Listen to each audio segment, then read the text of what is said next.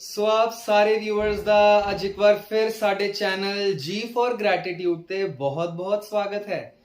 ਪਿਆਰੇ viewers JIO, ਅੱਜ ਅਸੀਂ ਪਿਛਲੀ ਸ਼ਲੋਕ ਮਹਲਾ 9 ਦੀ ਕੜੀ ਨੂੰ ਜੋੜਦੇ ਹੋਏ ਵਾਹਿਗੁਰੂ ਦਾ ਓਟ ਆਸਰਾ ਲੈ ਕੇ ਅੱਗੇ ਵਧਾਂਗੇ ਸ਼ਲੋਕ ਨੰਬਰ 31 ਤੋਂ ਲੈ ਕੇ ਸ਼ਲੋਕ ਨੰਬਰ 40 ਸ਼ਲੋਕ ਮਹਲਾ 9 ਦੇ। ਸੋ ਆਓ ਅਸੀਂ ਇਸੇ ਕੜੀ ਨੂੰ ਅੱਗੇ ਵਧਾਈਏ। ਸਭ ਤੋਂ ਪਹਿਲਾਂ ਆਪ ਸਾਰੇ ਪਿਆਰੇ ਵਿਊਅਰਸ ਜੀਆਂ ਦਾ ਹਾਰਦਿਕ ਸਵਾਗਤ ਕਰਦੇ ਹੋਏ ਅਸੀਂ ਫਤਿਹ ਬੁਲਾਉਂਦੇ ਹਾਂ। ਸਾਰੇ ਗੱਜ-ਵੱਜ ਕੇ ਬੁਲਾਓ ਜੀ। ਵਾਹਿਗੁਰੂ ਜੀ ਕਾ ਖਾਲਸਾ, ਵਾਹਿਗੁਰੂ ਜੀ ਕੀ ਫਤਿਹ। ਭੁੱਲਣ ਅੰਦਰ ਸਭ ਕੋ ਅਭੁੱਲ ਗੁਰੂ ਕਰਤਾਰ। ਬਾਣੀ ਦਾ ਇਹ ਫਰਮਾਨ ਹੋਰ ਜਗ੍ਹਾ ਵੀ ਸਾਨੂੰ ਬਹੁਤ ਜਗ੍ਹਾ ਦਰਸਾਉਂਦਾ ਹੈ, ਭੁੱਲਣ ਵਿੱਚ ਕੀਆ ਸਭ ਕੋਈ, ਕਰਤਾ ਆਪ ਨਾ ਭੁੱਲੈ। ਸੋ ਵਾਹਿਗੁਰੂ ਸਾਨੂੰ ਬਖਸ਼ ਲੈਣ। ਇਹ ਜਿਹੜੀ ਪ੍ਰੋਨੰਸੀਏਸ਼ਨ ਦੀ ਵੀਡੀਓ ਅਸੀਂ ਸ਼ੁਰੂ ਕਰਨ ਜਾ ਰਹੇ ਹਾਂ, ਇਸ ਤੋਂ ਪਹਿਲਾਂ 4 ਭਾਗ ਬਣ ਚੁੱਕੇ ਹਨ, ਪਰ ਕੁਝ ਸੰਗਤਾਂ ਦੇ ਫੋਨ ਅਨੁਸਾਰ ਅਸੀਂ ਇਹ ਬੇਨਤੀ ਕਰਦੇ ਹਾਂ, ਸੰਗਤ ਬਹੁਤ ਪ੍ਰੇਮ ਵਾਲੀ ਹੈ, ਬਟ ਪ੍ਰੇਮ ਕਿਧਰੇ ਅੰਨੀ ਸ਼ਰਧਾ ਵੱਲ ਨਾ ਵਹਿ ਤੁਰੇ, ਅਤੇ ਅਸੀਂ ਕੋਈ ਵੀ ਇਹ ਹਿਆ ਨਾ ਕਰੇ ਕਿ ਜੋ ਪ੍ਰੋਨੰਸੀਏਸ਼ਨ ਵਿੱਚ ਅਸੀਂ ਜਿਵੇਂ ਕੋਈ ਸ਼ਬਦਾਂ ਨੂੰ ਦੱਸ ਰਹੇ ਹਾਂ, ਇਸ ਨਾਲ ਬਿੰਦੀ ਲੱਗੇਗੀ, ਇਸ ਨਾਲ ਹਾਹੇ ਦਾ ਉਚਾਰਨ ਇਸ ਤਰ੍ਹਾਂ ਹੋਏਗਾ, ਉਧਰ ਔਂਕੜ ਦਾ ਉਚਾਰਨ ਨਹੀਂ ਹੋਏਗਾ। ਤੇ ਕਈਆਂ ਸਾਡੇ ਵਿੱਚੋਂ ਕਈਆਂ ਨੇ ਪੈਨ ਚੁੱਕ ਕੇ ਤੇ ਗੁਟਕਿਆਂ ਵਿੱਚ ਲਿਖਣਾ ਹੀ ਸ਼ੁਰੂ ਕਰ ਦੇਣਾ ਹੈ, ਜਾਂ ਗੁਰੂ ਗ੍ਰੰਥ ਸਾਹਿਬ ਜੀ ਤਰਤੀਬ ਵਿਗਾੜ ਦੇਣਗੇ।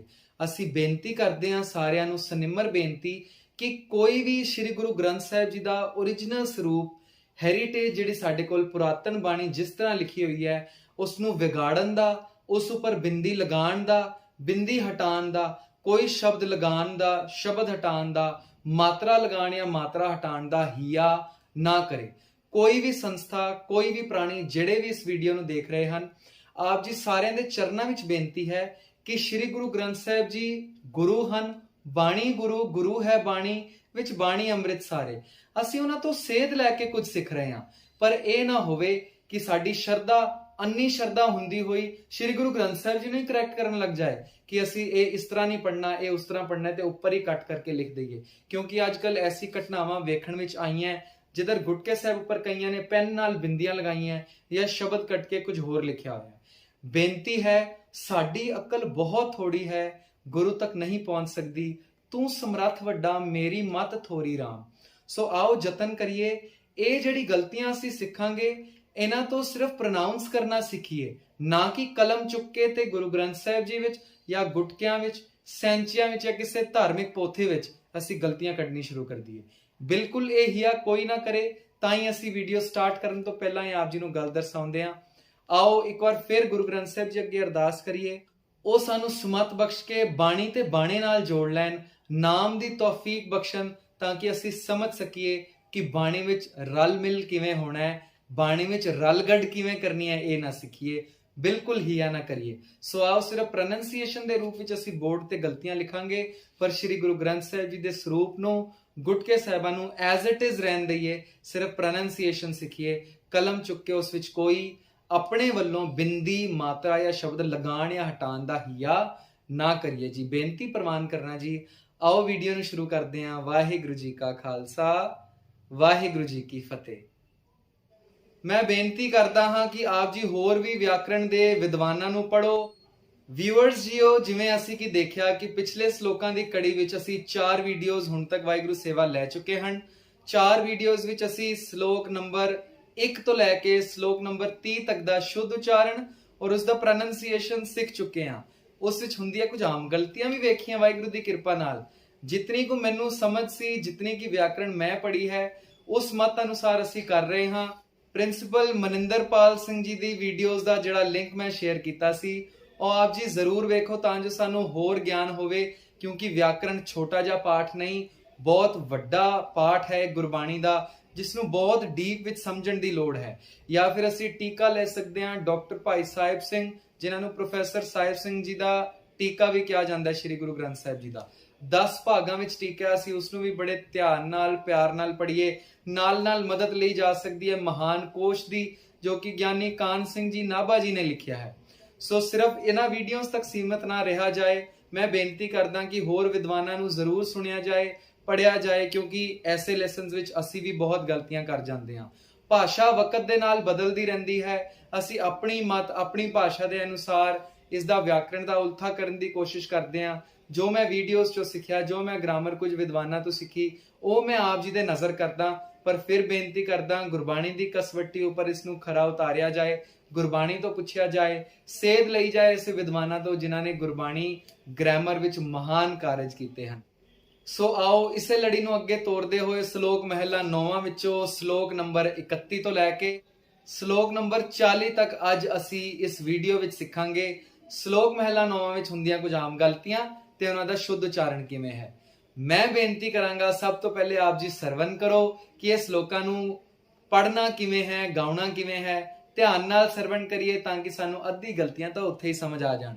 ਸਕਰੀਨ ਤੇ ਹੀ ਆਪ ਜੀ ਦੇਖ ਸਕਦੇ ਹੋ, ਪਾਠ ਵੀ ਅਸੀਂ ਸਕਰੀਨ ਤੇ ਹੀ ਆਪ ਜੀ ਨੂੰ ਨਾਲ ਨਾਲ ਲਿਖ ਕੇ ਪਾਉਂਦੇ ਜਾਵਾਂਗੇ ਤਾਂ ਕਿ ਜੋ ਅਸੀਂ ਪੜ੍ਹ ਰਹੇ ਹਾਂ ਉਹ ਤੁਹਾਨੂੰ ਸਕਰੀਨ ਤੇ ਦਿਖਦਾ ਜਾਏ। ਕਿਹੜੀ ਮਾਤਰਾ ਦਾ ਉਚਾਰਨ ਕਿਸ ਤਰ੍ਹਾਂ ਹੈ ਉਹ ਅਸੀਂ ਧਿਆਨ ਨਾਲ ਵੇਖੀਏ ਤੇ ਧਿਆਨ ਨਾਲ ਸੁਣੀਏ।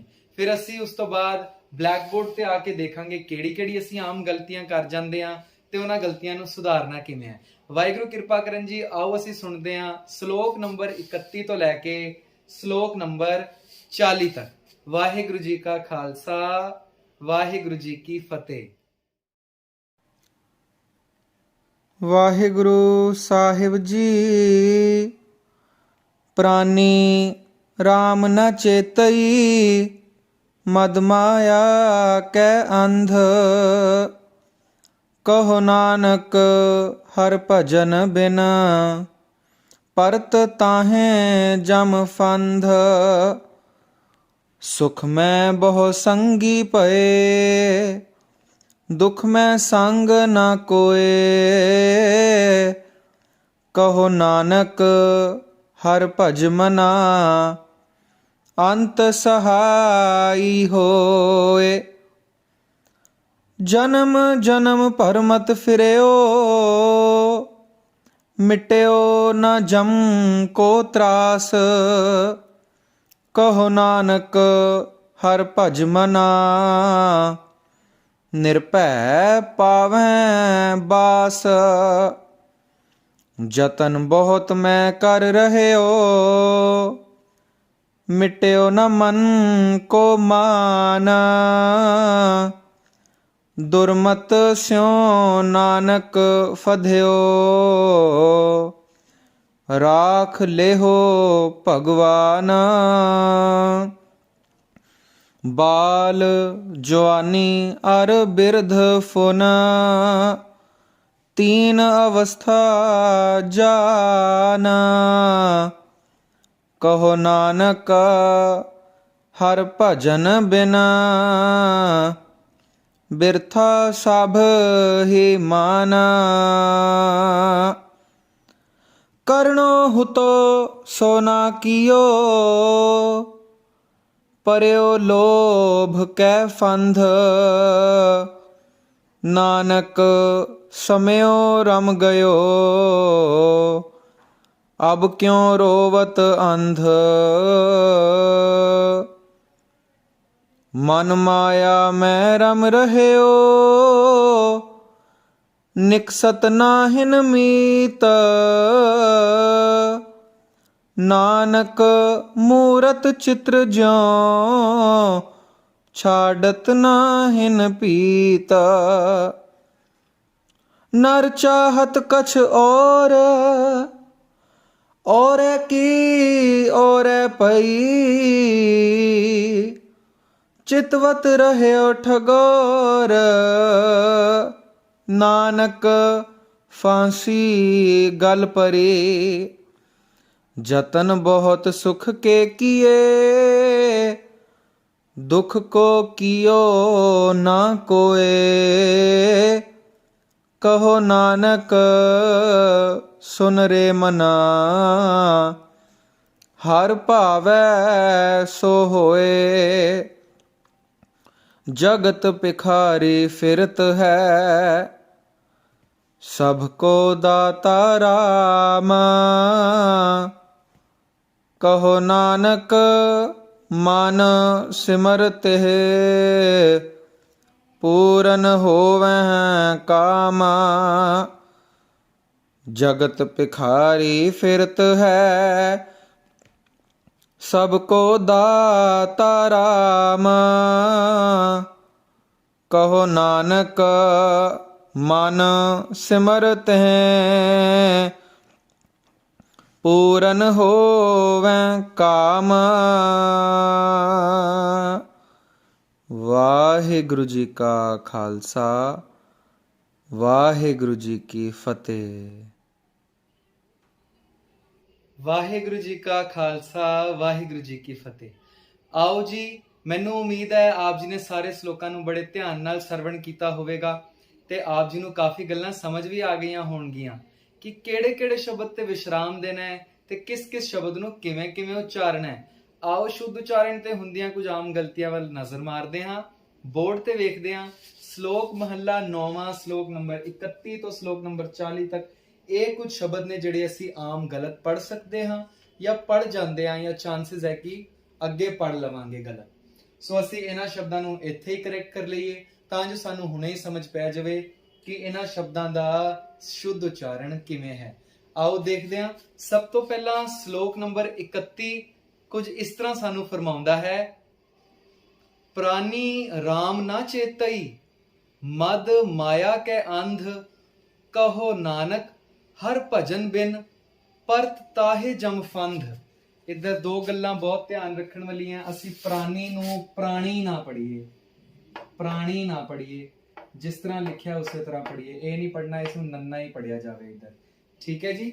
ਰਾਮ ਨਾ ਚੇਤਈ, ਹੁਣ ਰਾਮ ਅਸੀਂ ਗਲਤ ਤੇ ਪੜ੍ਹ ਨਹੀਂ ਰਹੇ। ਤੁਸੀਂ ਕਹੋਗੇ ਰਾਮ ਤੇ ਬੜਾ ਸੌਖਾ ਜਿਹਾ ਸ਼ਬਦ ਹੈ। ਰਾਮ ਬਾਰੇ ਇੱਕ ਵਿਚਾਰ ਹੈ ਕਿ ਇਹ ਕੌਣ ਰਾਮ ਹੈ। ਕੀ ਇਹ ਰਾਜਾ ਦਸ਼ਰਥ ਦੇ ਪੁੱਤਰ ਅਯੋਧਿਆ ਵਾਲੇ ਰਾਮ ਨੇ? ਤੇ ਇਸ ਬਾਰੇ ਗੁਰਬਾਣੀ ਸਾਨੂੰ ਫੈਸਲਾ ਦੇਵੇਗੀ, ਨਹੀਂ, ਇਹ ਦਸ਼ਰਥ ਪੁੱਤਰ ਰਾਮ ਨਹੀਂ ਹੈ ਜਿਸ ਦਾ ਭਜਨ ਕਰਨਾ ਹੈ। ਇਹ ਉਹ ਰਾਮ ਹੈ ਜਿਸ ਨੂੰ ਕਬੀਰ ਸਾਹਿਬ ਆਪਣੇ ਸ਼ਲੋਕਾਂ ਵਿੱਚ ਦਰਜ ਕਰਦੇ ਹਨ। ਸ਼ਲੋਕ ਭਗਤ ਕਬੀਰ ਜੀ ਕੇ 190 ਤੇ 191 ਨੰਬਰ ਦਾ ਸ਼ਲੋਕ ਅਸੀਂ ਜ਼ਰੂਰ ਪੜ੍ਹੀਏ। ਕਬੀਰ ਸਾਹਿਬ ਕਹਿੰਦੇ ਹੈ, ਕਬੀਰ ਰਾਮ ਕਹਿਨ ਮੈਂ ਭੇਦ ਹੈ ਤਾਂ ਮੈਂ ਏਕ ਵਿਚਾਰ ਸੋਈ ਰਾਮ ਸਭੈ ਕਹੈ ਸੋਈ ਕੌਤਕ ਹਾਰ। ਅਗਲੇ ਸ਼ਲੋਕ ਵਿੱਚ ਫਿਰ ਕਬੀਰ ਜੀ ਕਹਿਣਗੇ, ਕਬੀਰ ਰਾਮੈ ਰਾਮ ਕਹੋ ਕਹਿਬੇ ਮਾਹੇ ਵਿਵੇਕ ਏਕ ਅਨੇਕੈ ਮਿਲ ਗਿਆ ਏਕ ਸਮਾਨਾ ਏਕ। ਕਬੀਰ ਸਾਹਿਬ ਕਹਿਣਗੇ ਰਾਮ ਜਪੋ ਪਰ ਚੇਤੇ ਰੱਖੋ, ਵਿਵੇਕ ਬੁੱਧ ਰੱਖੋ, ਦਿਮਾਗ ਦੇ ਕਪਾਟ ਖੋਲ ਕੇ, ਕਿ ਇੱਕ ਤੇ ਰਾਮ ਉਹ ਹੈ ਜਿਹੜਾ ਸਾਰਿਆਂ ਦੇ ਅੰਦਰ ਮਿਲ ਗਿਆ, ਜਿਹੜਾ ਸਾਰਿਆਂ ਦੇ ਹਿਰਦੇ ਵਿੱਚ ਵਸ ਗਿਆ, ਜਿਸ ਨੂੰ ਅਸੀਂ ਕਰਤਾ ਪੁਰਖ ਕਹਿੰਦੇ ਆ, ਜਿਹੜਾ ਘਟ ਘਟ ਮੈਂ ਹਰਜੂ ਬਸੈ ਹੈ। ਕਹਿੰਦੇ ਰਾਮ ਜਪਦੇ ਹੋਏ ਇਹ ਵਿਵੇਕ ਰੱਖਿਆ ਜਾਵੇ ਕਿ ਇੱਕ ਰਾਮ ਉਹ ਹੈ ਜਿਹੜਾ ਸਾਰਿਆਂ ਵਿੱਚ ਮਿਲ ਗਿਆ, ਅਕਾਲ ਪੁਰਖ, ਪਰ ਦੂਸਰਾ ਰਾਮ ਕੇਵਲ ਆਪਣੇ ਸਰੀਰ ਤੱਕ ਸੀਮਤ ਰਹਿ ਗਿਆ, ਜਿਸ ਨੂੰ ਦਸ਼ਰਥ ਦਾ ਪੁੱਤਰ ਰਾਮ ਕਿਹਾ ਜਾਂਦਾ ਹੈ। ਸੋ ਅਸੀਂ ਰਾਮ ਜਪਦੇ ਹੋਏ ਇਹ ਵਿਵੇਕ ਰੱਖਣਾ ਹੈ ਕਿ ਇਹ ਰਾਮ ਸ਼੍ਰੀ ਗੁਰੂ ਗ੍ਰੰਥ ਸਾਹਿਬ ਵਿੱਚ ਅਕਾਲ ਪੁਰਖ ਵਾਹਿਗੁਰੂ ਜੀ ਨੂੰ ਕਿਹਾ ਗਿਆ ਹੈ। ਪ੍ਰਾਨੀ ਰਾਮ ਨਾ ਚੇਤਈ, ਇਸ ਰਾਮ ਨੂੰ ਨਾ ਚੇਤਈ ਜਿਹੜਾ ਸਾਰਿਆਂ ਵਿੱਚ ਵਿਰਾਜਮਾਨ ਹੈ। ਮਦ ਮਾਇਆ ਕੈ ਅੰਧ ਕਹੋ ਨਾਨਕ ਹਰ ਭਜਨ ਬਿਨ ਪਰਤ ਤਾਹੇ ਜਮ ਫੰਦ। ਆਓ ਸ਼ਲੋਕ ਮਹਲਾ 9ਵਾਂ ਦਾ ਸ਼ਲੋਕ ਨੰਬਰ 32ਵਾਂ ਦੇਖਦੇ ਹਾਂ, ਜੋ ਕਿ ਕੁਝ ਇਸ ਤਰ੍ਹਾਂ ਦਾ ਹੈ। ਸੁਖ ਮੈਂ ਬਹੁਤ ਸੰਗੀ ਭਏ ਦੁਖ ਮੈਂ ਸੰਗ ਨਾ ਕੋਏ ਕਹੋ ਨਾਨਕ ਹਰ ਭਜ ਮਨਾ ਅੰਤ ਸਹਾਈ ਹੋਏ। ਇਸ ਵਿੱਚ ਅਸੀਂ ਕੀ ਗਲਤੀ ਕਰਦੇ ਹਾਂ, ਆਓ ਦੇਖੀਏ। ਇਸ ਵਿੱਚ ਦੇਖਣ ਤੋਂ ਪਹਿਲੇ ਪੁਰਾਣੇ ਸ਼ਲੋਕ ਵਿੱਚ, ਪਿਛਲੇ ਸ਼ਲੋਕ ਵਿੱਚ ਮੈਂ ਇਹ ਦੱਸਣਾ ਭੁੱਲ ਗਿਆ, ਅਸੀਂ ਇਸ ਨੂੰ ਕੇ ਨਾ ਪੜ੍ਹੀਏ, ਕੇ ਨਹੀਂ ਪੜ੍ਹਨਾ, ਇਸ ਨੂੰ ਕੈ ਪੜ੍ਹਨਾ ਹੈ। ਕੈ ਲਿਖਿਆ ਨਾ, ਮਦ ਮਾਇਆ ਕੈ ਅੰਧ, ਤੇ ਇਸ ਨੂੰ ਦੁਲਾਵਾਂ ਲਗਾ ਕੇ ਪੜ੍ਹਿਆ ਜਾਵੇ। ਹੁਣ ਅਗਲਾ ਸ਼ਲੋਕ ਸਾਨੂੰ ਕੀ ਕਹਿ ਰਿਹਾ, ਸੁਖ ਮੈਂ ਬਹੁਤ ਸੰਗੀ ਪਏ, ਇਸ ਨੂੰ ਬੋ ਜਾਂ ਭੋ ਜਾਂ ਭਉ ਨਹੀਂ ਪੜ੍ਹਨਾ, ਇਸ ਨੂੰ ਬਹੁ ਹੀ ਪੜ੍ਹਨਾ ਹੈ। ਸੁਖ ਮੈਂ ਬਹੁਤ ਸੰਗੀ ਭਏ, ਅਸੀਂ ਇਸ ਨੂੰ ਪਏ ਵੀ ਪੜ੍ਹ ਸਕਦੇ ਹਾਂ, ਪਏ। ਪ ਔਰ ਪੱਬਾ ਵਿੱਚ, ਪੱਪਾ ਔਰ ਪੱਬਾ ਵਿੱਚ ਬੜਾ ਫਰਕ ਹੈ। ਪੱਬਾ ਥੋੜਾ ਦਮ ਲੱਗਦਾ ਹੈ, ਥੋੜਾ ਅੰਦਰੋਂ ਫੋਰਸ ਲੱਗਦਾ ਹੈ ਬੋਲਦੇ ਹੋਏ। ਸੋ ਅਸੀਂ ਬੋਲਣਾ ਹੈ, ਸੁਖ ਮੈਂ ਬਹੁਤ ਸੰਗੀ ਭਏ ਦੁਖ ਮੈਂ ਸੰਗ ਨਾ ਕੋਏ ਕਹੋ ਨਾਨਕ ਹਰ ਭਜ ਮਨਾ ਅੰਤ ਸਹਾਈ ਹੋਏ। ਅਗਲਾ ਸ਼ਲੋਕ ਹੈ ਜੀ, ਜਨਮ ਜਨਮ ਭਰਮਤ ਫਿਰਿਓ ਮਿਟਿਓ ਨਾ ਜਮ ਕੋ ਤਰਾਸ ਕਹੋ ਨਾਨਕ ਹਰ ਭਜ ਮਨਾ ਨਿਰਭੈ ਪਾਵੈ ਬਾਸ। ਪਾਵੈ ਕਿਰਿਆ ਹੈ ਤੇ ਹਾਹਾ ਲੱਗਿਆ ਹੈ, ਤੇ ਇਸ ਨੂੰ ਅਸੀਂ ਬਿੰਦੀ ਨਾਲ ਪੜ੍ਹਨਾ ਹੈ। ਪਾਵੈ, ਪਾਵੈ ਬਿੰਦੀ ਨਾਲ, ਪਾਵੈ। ਅੱਛਾ, ਹੁਣ ਇੱਧਰ ਜਿਹੜਾ ਮੈਂ ਇਹ ਲਿਖ ਦਿੱਤਾ ਹੈ ਕਿ ਬਿੰਦੀ ਨਾਲ ਪੜਨਾ ਹੈ, ਇਸ ਵੀਡੀਓ ਦੇ ਡਿਸਕਲੇਮਰ ਵਿੱਚ ਵੀ ਅਸੀਂ ਇੱਕ ਵਾਰ ਬੇਨਤੀ ਕਰ ਚੁੱਕੇ ਹਾਂ ਹੱਥ ਜੋੜ ਕੇ, ਕਿਉਂਕਿ ਕਈ ਪ੍ਰੇਮੀਆਂ ਦੇ ਸਾਨੂੰ ਫੋਨ ਆਏ ਤੇ ਉਹਨਾਂ ਨੇ ਦੱਸਿਆ ਸੀ ਕਿ ਸੰਗਤ ਜੀ ਨੂੰ ਦੱਸ ਦਿੱਤਾ ਜਾਵੇ ਕਿ ਅਸੀਂ ਗੁਰੂ ਗ੍ਰੰਥ ਸਾਹਿਬ ਜੀ ਵਿੱਚ, ਗੁਟਕਿਆਂ ਵਿੱਚ, ਪੋਥੀਆਂ ਵਿੱਚ ਜਾਂ ਸੈਂਚੀਆਂ ਵਿੱਚ ਕੋਈ ਬਦਲਾਵ ਨਾ ਕਰੀਏ। ਜਿਸ ਤਰ੍ਹਾਂ ਲਿਖਿਆ ਹੈ ਬਾਣੀ ਨੂੰ ਉਸੇ ਤਰ੍ਹਾਂ ਰਹਿਣ ਦੇਈਏ। ਜਦੋਂ ਗੁਰੂ ਸਾਹਿਬ ਨੇ ਲਿਖਿਆ ਸੀ, ਭਾਸ਼ਾ ਦੇ ਰੂਪ ਅਸੀਂ ਦੇਖਦੇ ਹਾਂ ਬਦਲਦੇ ਰਹਿੰਦੇ ਨੇ। ਜਿਵੇਂ ਅੰਗਰੇਜ਼ੀ ਭਾਸ਼ਾ ਵਿੱਚ COLOUR ਕਲਰ ਹੁੰਦਾ ਸੀ, ਅੱਜ ਇਸ ਦੇ ਸਪੈਲਿੰਗ ਚੇਂਜ ਹੋ ਗਏ ਹਨ, COLOR। ਅਸੀਂ ਪਹਿਲੇ ਸ਼ਡਿਊਲ ਬੋਲਦੇ ਸੀ, ਅੱਜਕੱਲ ਸਕੇਡਿਊਲ ਬੋਲਿਆ ਜਾ ਰਿਹਾ।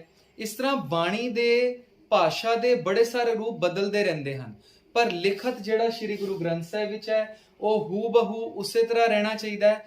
ਆਪਣੀ ਲਿਖਾਈ, ਆਪਣੀ ਛਪਾਈ ਜਾਂ ਆਪਣੀ ਬਣਾਵਟ, ਆਪਣੀ ਅਕਲ ਅਨੁਸਾਰ ਨਾ ਅਸੀਂ ਇੱਕ ਮਾਤਰਾ, ਨਾ ਇੱਕ ਬਿੰਦੀ ਹਟਾ ਸਕਦੇ ਹਾਂ, ਨਾ ਲਗਾ ਸਕਦੇ ਹਾਂ।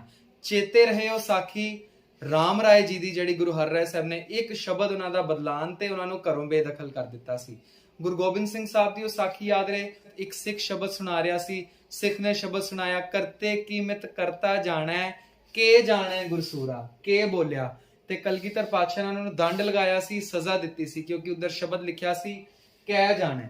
ਸ਼ਬਦਾਂ ਦੇ ਅਰਥਾਂ ਦੇ ਅਨਰਥ ਹੋ ਜਾਂਦੇ ਨੇ ਜੇ ਅਸੀਂ ਉਸ ਨੂੰ ਕੁਝ ਬਦਲ ਕੇ ਲਿਖਾਂਗੇ। ਸੋ ਅਸੀਂ ਕੁਝ ਬਦਲਣ ਦਾ ਯਤਨ ਨਾ ਕਰੀਏ। ਅਸੀਂ ਸਿਰਫ ਪ੍ਰੋਨੰਸੀਏਸ਼ਨ ਦੇ ਤੌਰ ਤੇ ਆਪ ਜੀ ਨੂੰ ਸਿਖਾ ਰਹੇ ਹਾਂ ਕਿ ਪ੍ਰੋਨਾਉਂਸ ਕਿਵੇਂ ਕਰਨਾ ਹੈ।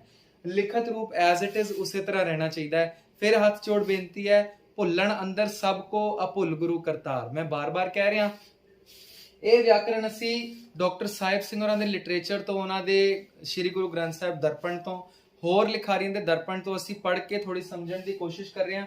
ਪਰ ਫਿਰ ਉਹ ਇਨਸਾਨ ਹੀ ਨੇ, ਠੀਕ ਹੈ, ਬੜੀ ਮਿਹਨਤ ਹੈ ਉਹਨਾਂ ਦੀ, ਸਤਿਕਾਰਯੋਗ ਨੇ, ਪਰ ਇਨਸਾਨ ਦੀ ਬੁੱਧੀ ਸ੍ਰੀ ਗੁਰੂ ਗ੍ਰੰਥ ਸਾਹਿਬ ਨੂੰ ਸੰਪੂਰਨ ਸਮਰੱਥ ਨਹੀਂ ਸਮਝ ਸਕਦੀ। ਕਿਉਂ?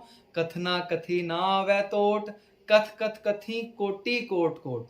ਜਾਂ ਫਿਰ ਗੁਰਬਾਣੀ ਸਾਨੂੰ ਕਹਿੰਦੀ ਹੈ, ਗੁਰੂ ਗ੍ਰੰਥ ਸਾਹਿਬ ਨੂੰ ਕਿਵੇਂ ਸਮਝ ਲੋਗੇ? ਅਕਾਲ ਪੁਰਖ ਨੂੰ ਪੂਰਾ ਨਹੀਂ ਸਮਝ ਸਕਦੇ। ਏਵਡ ਉੱਚਾ ਹੋਵੇ ਕੋਏ, ਤਿਸ ਉੱਚੇ ਕੋ ਜਾਣੇ ਸੋਏ। ਅਸੀਂ ਸਾਰੇ ਭੁੱਲਣਹਾਰ ਹਾਂ। ਹੋ ਸਕਦਾ ਅਸੀਂ ਜ਼ਰੂਰ ਇਸ ਵਿੱਚ ਵੀ ਗਲਤੀਆਂ ਕਰਦੇ ਹੋਈਏ। ਇਸ ਕਰਕੇ ਸ੍ਰੀ ਗੁਰੂ ਗ੍ਰੰਥ ਸਾਹਿਬ ਜੀ ਵਿੱਚ ਕਿਸੇ ਵੀ ਲਿਖਤੀ ਰੂਪ ਨੂੰ ਛਾਪਣ, ਲਿਖਣ ਜਾਂ ਬਣਾਉਣ ਦਾ ਅਸੀਂ ਆਪਣੀ ਤੌਰ ਤੇ ਯਤਨ ਨਾ ਕਰੀਏ। ਜੋ ਕੁਝ ਰੂਪਾਂ ਵਿੱਚ ਲਿਖਿਆ ਹੈ ਜੀ ਸਦਕੇ ਪ੍ਰਵਾਨ ਕਰਕੇ ਉਸੇ ਨੂੰ ਉਸੇ ਤਰ੍ਹਾਂ ਰਹਿਣ ਦੇਈਏ। ਸੋ ਆਓ ਅੱਗੇ ਵਧਦੇ ਹਾਂ। ਇਹ ਬਾਰ-ਬਾਰ ਬੇਨਤੀ ਇਸ ਕਰਕੇ ਕੀਤੀ ਜਾ ਰਹੀ ਹੈ ਤਾਂ ਜੋ ਸਾਡੇ ਵਿੱਚੋਂ ਕੋਈ ਵੀ ਐਸੀ ਗੱਲ ਨਾ ਨਿਕਲ ਆਏ ਕਿ ਅਸੀਂ ਤੇ ਇਹ ਪੜ੍ਹ ਰਹੇ ਹਾਂ ਤੇ ਗੁਰੂ ਸਾਹਿਬ ਵਿੱਚ ਇਹ ਲਿਖਿਆ ਹੈ, ਅਸੀਂ ਗੁਟਕੇ ਵਿੱਚ ਕੱਟ ਕੇ ਇਹ ਲਿਖ ਦਈਏ। ਭੁੱਲ ਕੇ ਵੀ ਨਹੀਂ ਕਰਨਾ, ਅਸੀਂ ਸਿਰਫ ਉਚਾਰਨ ਦੇ ਤੌਰ ਤੇ ਸਮਝ ਰਹੇ ਹਾਂ। ਜਿਵੇਂ ਮੈਂ ਦੱਸਾਂ ਕੁਝ ਐਗਜ਼ਾਮਪਲਸ, ਅਸੀਂ ਪੜ੍ਹਦੇ ਹਾਂ ਲੱਖ ਖੁਸ਼ੀਆਂ ਪਾਤਸ਼ਾਹੀਆਂ ਜੇ ਸਤਿਗੁਰ ਨਦਰ ਕਰੇ, ਉਧਰ ਖੁਸ਼ੀਆਂ ਲਿਖਿਆ। ਹੁਣ ਸੱਸਾ ਉਸ ਵਕਤ ਸੀ, ਸ਼ਸ਼ੇ ਦਾ ਉਸ ਵਕਤ ਪ੍ਰੋਨੰਸੀਏਸ਼ਨ ਹੋਇਆ ਹੋਵੇਗਾ ਪਰ ਸ਼ਸ਼ਾ ਹੋਂਦ ਵਿੱਚ ਨਹੀਂ ਸੀ, ਪੈਰੀ ਪੈਰ ਬਿੰਦੀ ਵਾਲਾ। ਇਹ ਭਾਈ ਵੀਰ ਸਿੰਘ ਹੋਰਾਂ ਨੇ ਐਡ ਕੀਤੇ ਨੇ 6 ਸ਼ਬਦ, ਪੈਰਾਂ ਪੈਰ ਬਿੰਦੀ ਹੈ ਜਿਨ੍ਹਾਂ ਦੇ। ਅਸੀਂ ਪੜ੍ਹਦੇ ਖੁਸ਼ੀਆਂ ਹਾਂ ਪਰ ਅਸੀਂ ਕਦੀ ਲਿਖ ਤੇ ਨਹੀਂ ਦਿੰਦੇ, ਗੁਰੂ ਗ੍ਰੰਥ ਸਾਹਿਬ ਵਿੱਚ ਬਿੰਦੀ ਤੇ ਨਹੀਂ ਲਗਾ ਦਿੰਦੇ। ਭੁੱਲ ਕੇ ਅਸੀਂ ਗਲਤੀ ਵੀ ਨਹੀਂ ਕਰਨੀ, ਸਿਰਫ ਪ੍ਰੋਨੰਸੀਏਸ਼ਨ ਦੇ ਤੌਰ ਤੇ ਅਸੀਂ ਸਿੱਖ ਰਹੇ ਹਾਂ। ਜਿਵੇਂ ਅਸੀਂ ਪੜ੍ਹਦੇ ਹਾਂ, ਜਿਨੀ ਨਾਮ ਧਿਆਇਆ ਗਏ ਮਸ਼ੱਕਤ ਕਾਲ, ਉਧਰ ਮਸਕਤ ਲਿਖਿਆ ਸੀ, ਅਦਕ ਤੇ ਸ਼ਸ਼ਾ ਆਪਣੇ ਵੱਲੋਂ ਲਗਾ ਰਹੇ ਹਾਂ। ਮਤਲਬ ਸਿਰਫ ਪ੍ਰੋਨੰਸੀਏਸ਼ਨ ਸਿੱਖ ਰਹੇ ਹਾਂ, ਨਾ ਆਪਣੇ ਵੱਲੋਂ ਕੁਝ ਲਗਾਈਏ, ਨਾ ਗੁਰੂ ਗ੍ਰੰਥ ਸਾਹਿਬ ਦੇ ਰੂਪ ਨੂੰ ਵਿਗਾੜੀਏ, ਕਿਉਂਕਿ ਅਸੀਂ ਇਹ ਹਿਆ ਨਹੀਂ ਕਰ ਸਕਦੇ। ਅਸੀਂ ਅਲਪਮਤ ਥੋੜੀ ਹੈ ਸਾਡੀ, ਵਾਹਿਗੁਰੂ ਬੜਾ ਸਮਰੱਥ ਹੈ। ਅਸੀਂ ਵਾਹਿਗੁਰੂ ਦੇ ਅੱਗੇ ਸਿਰਫ ਅਰਦਾਸ ਕਰੀਏ ਕਿ ਵਾਹਿਗੁਰੂ ਸਾਨੂੰ ਸੁਮਤ ਬਖਸ਼ੋ ਕਿ ਅਸੀਂ ਸ਼ੁੱਧ ਪ੍ਰੋਨੰਸੀਏਸ਼ਨ ਔਰ ਗੁਰਬਾਣੀ ਨੂੰ ਸ਼ੁੱਧ ਤਰ੍ਹਾਂ ਪੜ੍ਹ ਸਕੀਏ। ਆਓ ਅੱਗੇ ਵਧਦੇ ਹਾਂ। ਇਸ ਸ਼ਲੋਕ ਵਿੱਚ ਅਸੀਂ ਦੇਖਿਆ ਨਿਰਭੈ ਪਾਵੈ ਬਾਸ। ਅਗਲੇ ਸ਼ਲੋਕ ਅਸੀਂ ਪੜ੍ਹਦੇ ਹਾਂ ਜੋ ਕਿ ਇਸ ਤਰ੍ਹਾਂ ਹਨ। ਸ਼ਲੋਕ ਨੰਬਰ 33। ਜਤਨ ਬਹੁਤ ਮੈਂ ਕਰ ਰਹੇ ਹੋ, ਮਿਟਿਓ ਨਾ ਮਨ ਕੋ ਮਾਨ, ਦੁਰਮਤ ਸਿਓ ਨਾਨਕ ਫਧਿਓ, ਰਾਖ ਲਿਓ ਭਗਵਾਨ। ਹੁਣ ਦੇਖੋ ਫਧਿਓ, ਇਸ ਨੂੰ ਫਧਿਓ ਨਹੀਂ ਪੜਨਾ, ਧੱਦਾ ਲੱਗਿਆ, ਥੋੜਾ ਜ਼ੋਰ ਲਗਾ ਕੇ ਪੜਨਾ। ਇਸ ਨੂੰ ਫਧਿਓ, ਫਧਿਓ ਨਹੀਂ ਪੜਨਾ, ਫਧਿਓ ਪੜਨਾ, ਧੱਦਾ ਲੱਗਿਆ। ਦੁਰਮਤ ਸਿਓ ਨਾਨਕ ਫਧਿਓ, ਰਾਖ ਲਿਓ ਭਗਵਾਨ। ਨਾਨਕ ਸ਼ਬਦ ਨੂੰ ਔਂਕੜ ਨਹੀਂ ਹੈ ਸ਼ਲੋਕ ਮਹਿਲਾ 9ਵਾਂ ਵਿੱਚ, ਤੇ ਅਸੀਂ ਨਾਨਕ ਸ਼ਬਦ ਤੇ ਠਹਿਰਾਵ ਕਰਕੇ ਫਿਰ ਅੱਗੇ ਵਧਣਾ ਹੈ। ਇਹ ਸੀ ਸ਼ਲੋਕ ਨੰਬਰ 34। ਸ਼ਲੋਕ ਨੰਬਰ 35 ਕੀ ਹੈ, ਆਓ ਦੇਖਦੇ ਹਾਂ। ਬਾਲ ਜਵਾਨੀ ਅਰ ਬਿਰਧ ਫੁਨ, तीन अवस्था जान, कहो नानक हर भजन बिन, बिरथा सब ही मान। अगला श्लोक सानू की कहंदा है। श्लोक नंबर 36 कुछ इस तरह है। करनो हुतो सो ना कियो, परयो लोभ कै फंद, नानक ਸਮਿਓ ਰਮ ਗਇਓ ਅਬ ਕਿਉਂ ਰੋਵਤ ਅੰਧ। ਕੈ ਸ਼ਬਦ ਫਿਰ ਆਇਆ ਹੈ, ਅਸੀਂ ਦੁਬਾਰਾ ਪ੍ਰੋਨਾਂਸੀਏਸ਼ਨ ਇਸ ਦਾ ਦੇਖਣਾ ਹੈ। ਕਰਨੋ ਹੁਤੋ ਸੋ ਨਾ ਕੀਓ ਪਰਿਓ ਲੋਭ ਕੈ ਫੰਦ। ਦੁਬਾਰਾ ਇਸ ਦਾ ਪ੍ਰੋਨਾਂਸੀਏਸ਼ਨ ਦੇਖਣਾ ਹੈ। ਫਿਰ ਅੱਗੇ ਵਧਦੇ ਹਾਂ ਸ਼ਲੋਕ ਨੰਬਰ 37 ਤੇ। ਮਨ ਮਾਇਆ ਮੈਂ ਰਮ ਰਹਿਓ ਨਿਕਸਤ ਨਾਹਨ ਮੀਤ। ਨਾਹਿਨ ਪੜਨਾ ਇਸ ਨੂੰ, ਨਾਹਿਨ, ਇਸ ਨੂੰ ਨਾਹੀ ਨਹੀਂ ਪੜਨਾ, ਨਾਹਿਨ ਪੜਨਾ, ਨਾਹੀ ਨਹੀਂ ਪੜਨਾ ਇਸ ਨੂੰ ਪੜਨਾ ਨਾਹਿਨ, ਜਿਸ ਤਰ੍ਹਾਂ ਲਿਖਿਆ ਹੋਇਆ ਹੈ।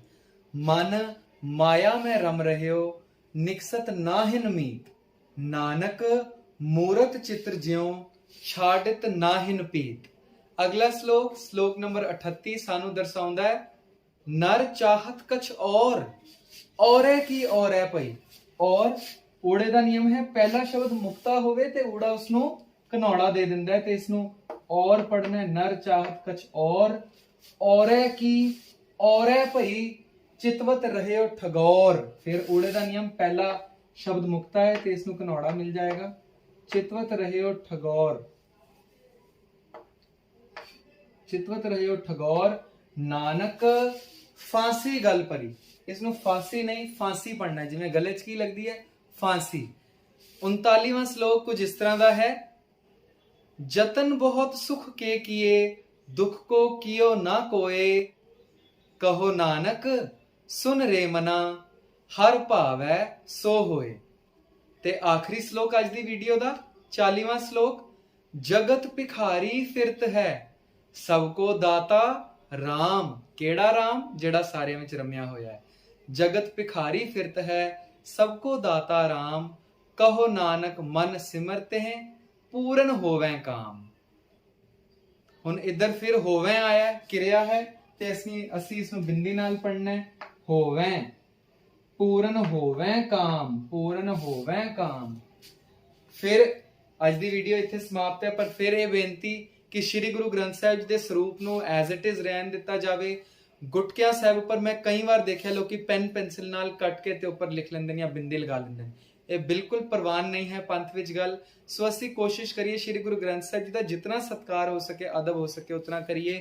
ਇਹ ਸਿਰਫ ਪ੍ਰੋਨਾਂਸੀਏਸ਼ਨ ਦੇ ਤੌਰ ਤੇ ਸਿਖਾਇਆ ਜਾਂਦਾ ਹੈ ਕਿ ਅਸੀਂ ਸਹੀ ਪ੍ਰੋਨਾਉਂਸ ਕਰ ਸਕੀਏ।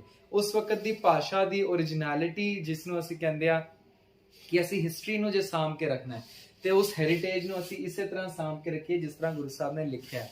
ਗੁਰੂ ਗ੍ਰੰਥ ਸਾਹਿਬ ਜੀ ਵਿੱਚੋਂ ਨਾ ਇੱਕ ਬਿੰਦੀ ਤੇ ਨਾ ਇੱਕ ਮਾਤਰਾ ਘਟਾਈ ਜਾ ਸਕਦੀ ਹੈ, ਨਾ ਹੀ ਲਗਾਈ ਜਾ ਸਕਦੀ ਹੈ। ਇੱਧਰ ਤੱਕ ਕਿ ਜਿਹੜਾ ਵਿਵਾਦਿਤ ਮਸਲਾ ਰਹਿਤ ਮਰਿਆਦਾ ਸਾਨੂੰ ਰਾਗਮਾਲਾ ਦਾ ਦੱਸਦੀ ਹੈ, ਉਸ ਬਾਰੇ ਵੀ ਰਹਿਤ ਮਰਿਆਦਾ ਸਾਨੂੰ ਇਹ ਦਰਸਾਉਂਦੀ ਹੈ ਕਿ ਰਾਗਮਾਲਾ ਪੰਥ ਦਾ ਵਿਵਾਦਿਤ ਮਸਲਾ ਹੈ, ਪਰ ਤਾਂ ਵੀ ਇਸ ਤੋਂ ਬਿਨਾਂ ਸ਼੍ਰੀ ਗੁਰੂ ਗ੍ਰੰਥ ਸਾਹਿਬ ਜੀ ਦਾ ਸਰੂਪ ਛਾਪਣ ਦੀ ਜਾਂ ਬਣਾਉਣ ਦੀ ਕੋਈ ਸੰਸਥਾ ਜਾਂ ਕੋਈ ਵੀ ਗਰੁੱਪ ਹੀਆ ਨਾ ਕਰੇ।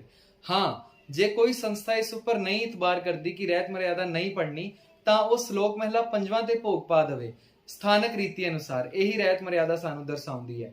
ਤੇ ਸਾਰਿਆਂ ਕੋਲ ਇਹ ਕਿਤਾਬ ਜ਼ਰੂਰ ਹੋਣੀ ਚਾਹੀਦੀ ਹੈ। ਇੱਕ ਝੰਡੇ ਥੱਲੇ, ਇੱਕ ਨਿਸ਼ਾਨ ਥੱਲੇ, ਇੱਕ ਅਕਾਲ ਤਖਤ ਥੱਲੇ, ਇੱਕ ਮਰਿਆਦਾ ਥੱਲੇ ਆਵਾਂਗੇ ਤੇ ਇਕਜੁੱਟ ਹੋ ਜਾਵਾਂਗੇ। ਸ਼੍ਰੀ ਗੁਰੂ ਗ੍ਰੰਥ ਸਾਹਿਬ ਜੀ ਦੇ ਲੜ ਲੱਗੀਏ ਔਰ ਬੇਨਤੀ ਕਰੀਏ ਗੁਰੂ ਸਾਹਿਬ ਸਾਨੂੰ ਸਾਰਿਆਂ ਨੂੰ ਸਮਤ ਬਖਸ਼ਣ, ਤਾਂ ਕਿ ਸਿੱਖ ਪੰਥ ਚੜ੍ਹਦੀ ਕਲਾ ਵਿੱਚ ਜਾਵੇ, ਪਰ ਉਸ ਦੀ ਜੜ ਅਸੀਂ ਬਣ ਸਕਦੇ ਹਾਂ। ਅਸੀਂ ਚੜ੍ਹਦੀ ਕਲਾ ਵਿੱਚ ਹੋਈਏ, ਨਾਮ ਜਪੀਏ, ਵੰਡ ਛਕੀਏ, ਧਰਮ ਦੀ ਕਿਰਤ ਕਰੀਏ, ਸਵਾਸ ਸਵਾਸ ਸਿਮਰਨ ਲਈ ਅਰਦਾਸ ਕਰੀਏ, ਅੰਮ੍ਰਿਤ ਵੇਲੇ ਦਾ ਧਾਰਨੀ ਬਣੀਏ, ਬਾਣੀ ਨੂੰ ਸ਼ੁੱਧ ਪ੍ਰੋਨਾਂਸ ਕਰਨ ਦੀ ਕੋਸ਼ਿਸ਼ ਕਰੀਏ। ਫਿਰ ਬੇਨਤੀ, ਪ੍ਰਿੰਸੀਪਲ ਮਨਿੰਦਰਪਾਲ ਸਿੰਘ ਜੀ ਹੋਰਾਂ ਦੀ ਗੁਰਬਾਣੀ ਵਿਆਕਰਣ ਦੀ ਵੀਡੀਓਜ਼ ਆਪ ਜੀ ਦੇਖ ਸਕਦੇ ਹੋ, ਉਸ ਵਿੱਚ ਬੜਾ ਕੁਝ ਸਿੱਖਣ ਨੂੰ ਮਿਲੇਗਾ। ਅੱਜ ਦੀ ਵੀਡੀਓ ਨੂੰ ਇੱਥੇ ਹੀ ਸਮਾਪਤੀ ਦਿੰਦੇ ਹਾਂ ਤੇ ਬੇਨਤੀ ਕਰਦੇ ਹਾਂ ਇਸ ਚੈਨਲ ਨੂੰ ਸਬਸਕ੍ਰਾਈਬ ਕਰਕੇ ਸਾਡੀ ਹੌਸਲਾ ਅਫਜ਼ਾਈ ਜ਼ਰੂਰ ਕਰੋ, ਤਾਂ ਜੋ ਸਾਨੂੰ ਥੋੜਾ ਬਲ ਹੋਰ ਮਿਲੇ ਕਿ ਸੰਗਤ ਜੁੜੀ ਹੈ, ਸੰਗਤ ਸਿੱਖਣ ਦੀ ਇੱਛੁਕ ਹੈ, ਅਸੀਂ ਵੀ ਸਿੱਖਣ ਦੇ ਇੱਛੁਕ ਹਾਂ। ਆਪ ਜੀ ਦੇ ਨਾਲ ਨਾਲ ਅਸੀਂ ਵੀ ਸਿੱਖ ਰਹੇ ਹਾਂ। ਸੋ ਇਸ ਚੈਨਲ ਨੂੰ ਸਬਸਕ੍ਰਾਈਬ ਕਰਕੇ ਹੋਰਾਂ ਨਾਲ ਸ਼ੇਅਰ ਕਰੋ, ਬੈਲ ਆਈਕਨ ਦਬਾਉਣਾ ਨਾ ਭੁੱਲਣਾ, ਤਾਂ ਕਿ ਤੁਹਾਡੇ ਤੱਕ ਅਪਡੇਟਸ ਟਾਈਮ ਟੂ ਟਾਈਮ ਪਹੁੰਚ ਜਾਣ। ਵਾਹਿਗੁਰੂ ਸਾਨੂੰ ਬਖਸ਼ ਲੈਣ, ਹੋਈਆਂ ਭੁੱਲਾਂ ਚੁੱਕਾਂ ਦੀ ਖਿਮਾ। ਆਓ ਜੀ ਫਤਿਹ ਗਜਾਈਏ। ਵਾਹਿਗੁਰੂ ਜੀ ਕਾ ਖਾਲਸਾ, ਵਾਹਿਗੁਰੂ ਜੀ ਕੀ ਫਤਿਹ।